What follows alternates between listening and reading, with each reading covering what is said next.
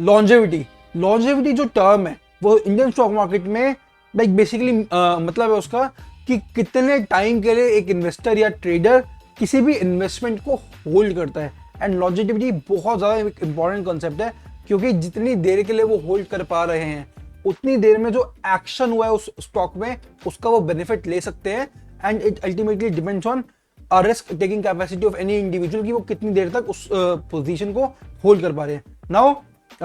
एक इंडिविजुअल के लिए कंसेप्ट बहुत जरूरी है, क्योंकि इसी पे डिपेंड करते हैं उनकी जो पोटेंशियल रिटर्न्स वो कमा सकते हैं और ओवरऑल उनकी पोर्टफोलियो की स्ट्रैटेजी क्या होगी। अब अगर मैं एग्जांपल दूं, एक लॉन्ग टर्म इन्वेस्टर क्या पता शॉर्ट टर्म फ्लक्चुएशंस को टॉलरेट करने के लिए बहुत ज्यादा विलिंग हो कि भाई हाँ शॉर्ट टर्म फ्लक्चुएशन में मुझे फर्क नहीं पड़ रहा क्योंकि विजन लॉन्ग टर्म है, तो उनकी लॉन्जेविटी हो गई लॉन्ग टर्म। जबकि अगर एक शॉर्ट टर्म ट्रेडर होगा तो वो बहुत ज्यादा छोटे छोटे जो चेंजेस हो रहे हैं मार्केट में उस पर फोकस करेगा एंड उस पर बहुत ज्यादा रिस्पॉन्ड करेगा, तो लॉन्जेविटी उसकी बहुत कम हो गई, वो लॉन्ग टर्म तो सोच ही नहीं सकता। तो ये लॉन्जेविटी इस सिनेरियो में भी हो गई कि कितनी देर के लिए आप पोजीशन को होल्ड कर सकते हो,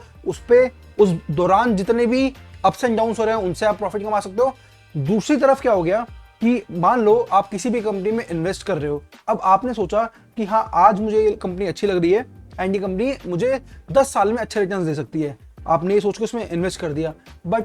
क्या पता वो कंपनी 10 साल तक टिके ही ना, उस कंपनी की लॉन्जेविटी 10 साल है भी या नहीं है। तो obviously you can not predict the future, but आपको अगर वो फिगर आउट करना है तो उसका एक सिंपल तरीका है कि आज आप उस कंपनी की जो मैनेजमेंट क्वालिटी है उसको एक बार एनालाइज करो कि मैनेजमेंट किस तरीके की है, कंपनी की फाइनेंशियल स्टेबिलिटी देखो कि फाइनेंशियल स्टेबिलिटी किस तरीके की है, एंड जिस भी इंडस्ट्री में वो कंपनी है आप उसकी कॉम्पिटिटिव पोजीशनिंग देखो कि अपने कॉम्पिटिटर से वो किस तरीके से कॉम्पीट कर रही है एंड क्या उस पर यूएसपी है, क्या उस पर एज है ओवर देयर कॉम्पिटिटर्स। अगर ये सब आपको वायबल लगे तब ही आप एक फिगर आउट कर सकते हो कि कंपनी की लॉन्जेविटी अच्छी होगी एंड अल्टीमेटली आपके इन्वेस्टमेंट की भी लॉन्जेविटी होगी। तो आपको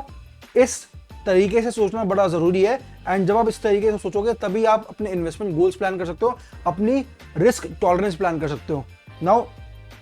आप जब इन फैक्टर्स को अच्छे से इवेलुएट कर लोगे और उन कंपनीज में इन्वेस्ट करोगे जिनके स्ट्रॉन्ग फंडामेंटल्स है, तो आप लॉन्ग टर्म में जो आपकी इन्वेस्टमेंट की लॉन्जेविटी है उस पूरे टर्म में ज्यादा से ज्यादा रिटर्न्स कमा सकते हो।